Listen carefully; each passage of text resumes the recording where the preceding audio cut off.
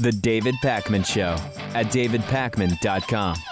You know, we joke around a lot about Lewis having 2, 3, 4 million memberships to the David Pakman Show, but the reality is Lewis doesn't have that many memberships. The reality is memberships really are the primary way that this show is funded, and we couldn't be more grateful, Lewis, to everyone who has signed up as a David Pakman Show member so far, and I want to invite you to do the same. You'll get the podcast commercial free, 4 bonus shows a week, both audio and video, and an archive of shows that dates back to 2005.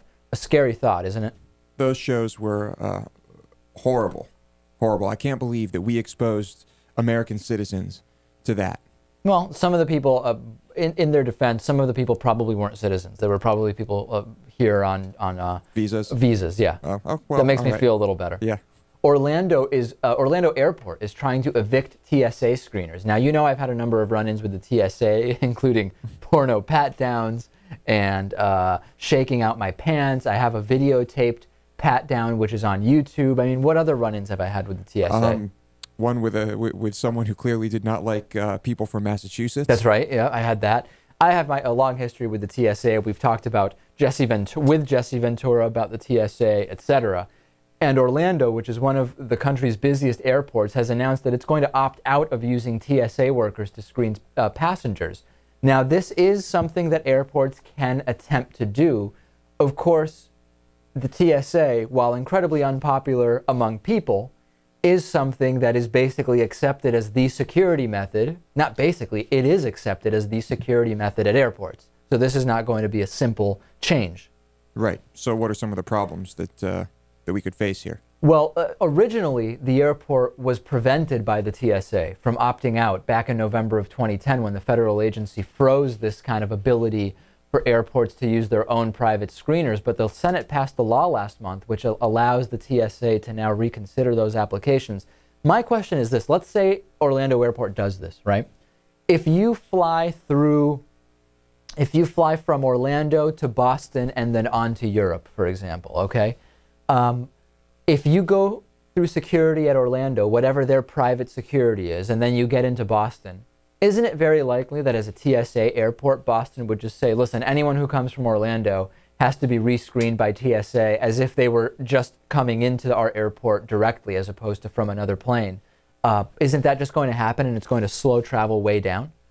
Yeah, I suppose it would. And I mean, at the same time, it also would not necessarily mean more government spending, because while you're shutting down one airport's TSA, you're expanding at another. Right. Spending would basically remain the same, I guess. But I think what needs to be done, if that were to be the case, you would have to have some type of government official inspect, if you will, or review the security at Orlando Airport and deem it passable or something to avoid having to go through that second screening process when you arrive at whatever airport. Don't you think something worth exploring would be turning over security to the airlines? Because imagine if it was known, listen, screening depends not on the airport and not on a government agency. It depends on the airline. All of a sudden, if there's an airline that lets a terrorist through, that airline's going bankrupt. They're going out of business. Honestly, they're going to go bankrupt if you make them have their own security anyway, because they're having enough trouble as is, and if security I disagree, because airlines do pay a fee for each airport they're at that is for TSA. So if they were able to keep that money and put it into their own screening, I think you would see very successful screening practices, because airlines are not going to want to have the reputation of being the one that let the terrorists through. What do you think of that, Natan? Am I off on that assessment? What am I missing? I don't know. I'd be kind of concerned if airlines were in charge of their own security, that it would be easier for a terrorist to maybe bribe someone at the airline or somehow access the planes without going through security more easily than if it's a third party. Okay. Yeah, I mean, come on. The airlines cut corners on everything. You're telling me they're not going to cut corners on security too? All right, fair point. Let's send me your emails on this through our website, davidpakman.com. Who do you agree with on this? What about turning over airline security to the airline itself?